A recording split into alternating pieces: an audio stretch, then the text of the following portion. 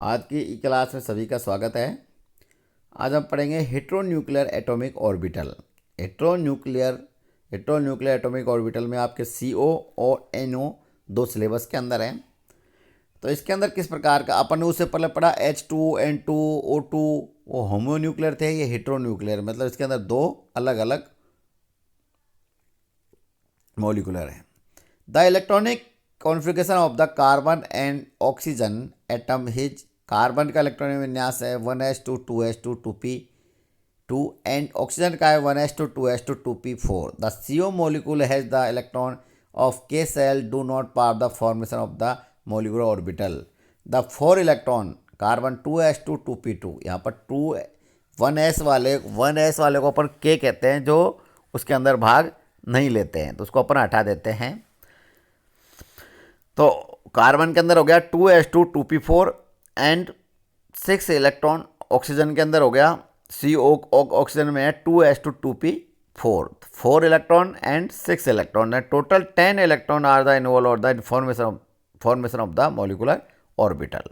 Then CO electronic configuration हो गया K का मतलब है यहाँ पर 1s वाला, sigma 2s2 sigma anti bonding 2s2 sigma 2p Z2 पाई 2p x बराबर pi 2p y Z2। Bond order है 1/2 8/2/3। इसका CO का जो है बॉन्ड ऑर्डर का मान होगा 3। ये इसकी स्ट्रक्चर होगी। The CO molecule contain a triple bond, it is the bond energy is very high 1067 kilo joule प्रति mole and bond length equal to 1.14 armstrong. Nature is the diamagnetic, इसके अंदर diamagnetic nature होती है, कोई भी unpaired electron नहीं होता है। इसी प्रकार NO के लिए the electronic configuration nitrogen and oxygen, nitrogen के अंदर है 1s2 2s2 2p3, 5 electron nitrogen के, ऑक्सीजन के 6 electron, then 5 electron plus 6 electron, then 11 electron are the to be adjust the different molecular orbital. The electron are distributed are the K यहाँ पर 1s को मानते हैं, sigma 2s2 sigma 2s antibonding 2 pi 2p Z pi 2p x2 बराबर pi 2p y2 और pi 2p x antibonding 1। Bond order हो जाएगा इसका 2.5, इस तरह से इलेक्ट्रॉन बढ़ लेंगे, इसकी नेगेटिव हो जाएगी paramagnetic. This is so the NO molecular then sigma and 2 pi bonds less than antibonding effect of the 1 unpair electron pi 2px1 due to the presence of the unpair electron no number molecular of the paramagnetic. के अंदर एक unpaired electron होता है, इसकी nature किस प्रकार की हो जाएगी, पैरामैग्नेटिक हो जाएगी। नेक्स्ट अपन पढ़ेंगे multi centre bonding electron deficient molecule. Multi centre बहुकेंद्रीय यौगिकों में किस प्रकार का बंधन पाया जाता है। इलेक्ट्रॉन न्यून यौगिकों में बहुकेंद्रीय बंधन। कुछ यौगिकों के अणु इलेक्ट्रॉन न्यून होते हैं, जिसमें इलेक्ट्रॉनों की संख्या कम होती है, जैसे कि डाइबोरेन। इसकी तुलना अपन किससे करें, C2H6 के। मतलब इलेक्ट्रॉन न्यून यौगिक कौन कौन से होते हैं, उनकी तुलना अपन ने किससे करें, एथेन से करते हैं। तो एथेन के अंदर C2H6 डाइबोरेन B2H6। C2H6 के अंदर कितने हैं, 2 कार्बन है और 6 हाइड्रोजन। तो कितने हैं इसके अंदर, 7 बॉन्ड है। तो एक 7वां बॉन्ड कौन सा है, 6 तो क्या हाइड्रोजन 7 है, एक है कार्बन कार्बन के बीच में 1 2 3 4 5 6 और एक 7। इसी प्रकार इसके अंदर भी 1 2 3 4 5 6 और 7 इसके अंदर बॉन्ड पाए जाते हैं। 7 कोवलेंट बॉन्ड है। अतः अणुओं में कुल मिलाकर 14 संयोजन इलेक्ट्रॉन होने चाहिए। C2H6 अणु के लिए C बराबर 1s2 2s2 2p2। 2 कार्बन परमाणु के लिए संयुक्त इलेक्ट्रॉन, वैलेंस शेल के अंदर 4 इलेक्ट्रॉन है, तो 2 कार्बन परमाणु के 2 × 4 बराबर 8। 6 हाइड्रोजन के लिए संयुक्त इलेक्ट्रॉन 6 × 1, तो कितने हो गए 14। अतः B2H6 के लिए बोरेन का इलेक्ट्रॉन विन्यास होता है 1s2 2s2 2p1। Valence shell के अंदर कितने इलेक्ट्रॉन है, 3।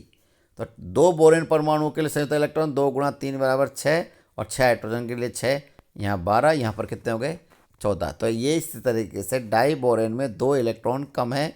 डाइबोरेन के अणु संरचना की व्याख्या मल्टी सेंटर बॉन्डिंग से की जाती है। प्रत्येक बोरेन परमाणु दो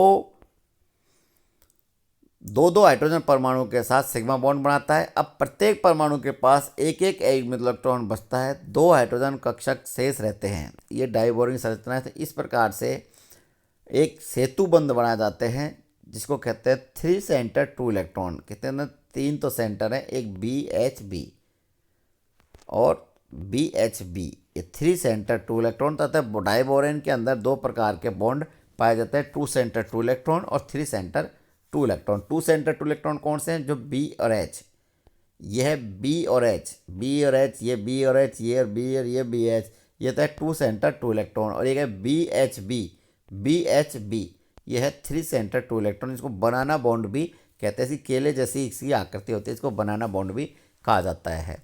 अतः बोरेन का इलेक्ट्रॉन युक्त कक्षक दूसरे बोरेन के रिक्त कक्षक और हाइड्रोजन का एकवित इलेक्ट्रॉन युक्त 1s कक्षक, ये तीनों कक्षक मिलकर ब्रिज बॉन्ड बनाते हैं, जिस बॉन्डिंग को 3 सेंटर 2 इलेक्ट्रॉन कहते हैं।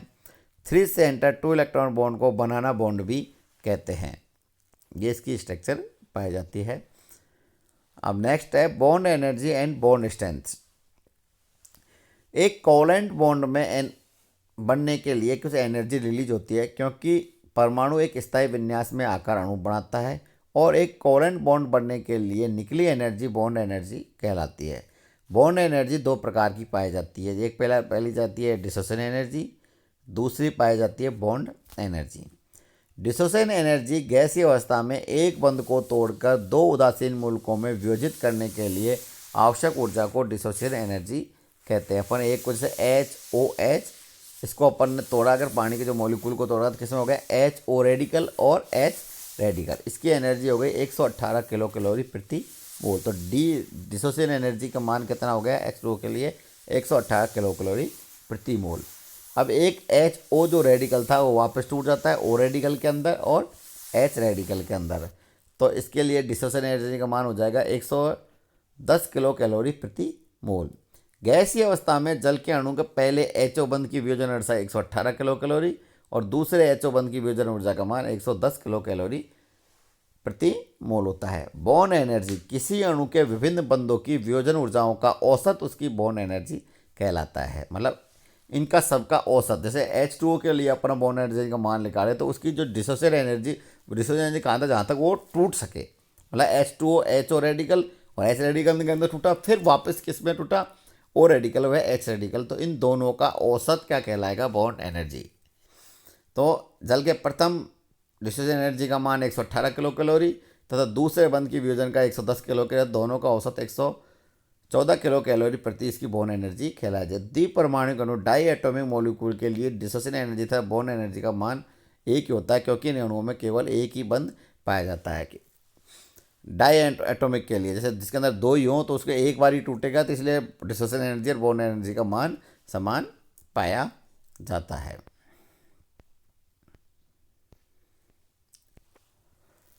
नेक्स्ट क्लास के अंदर अपन लास्ट टॉपिक है उसका अध्ययन